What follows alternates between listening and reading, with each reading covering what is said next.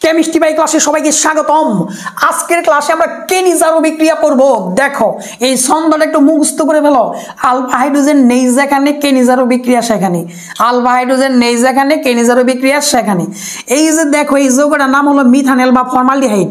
এটার মধ্যে কোনো আলফা হাইড্রোজেন নেই, এর জন্য এটা কেনিজার অভিক্রিয়া দিবে। এখানে দেখো 2 অণু ফর্মালডিহাইড বিক্রিয়া করছে 50% সোডিয়াম হাইড্রোক্সাইডের উপস্থিতিতে, তাহলে 1 অণু বিজারিত হয়ে উৎপন্ন করবে মিথানল CH3OH প্লাস, আর কোনো জারিত হয়ে উৎপন্ন করবে সোডিয়ামের লবণ অর্থাৎ সোডিয়াম ফরমেট HCOONA। দেখো ইথানলের মধ্যে দেখো এই কার্বনের সাপেক্ষে এটা হলো আলফা কার্বন আর এটা হলো আলফা হাইড্রোজেন। যেহেতু আলফা হাইড্রোজেন আছে এর জন্য ইথানল কেনিজার অভিক্রিয়া দেবে না, অর্থাৎ নো রিয়াকশন। ধন্যবাদ।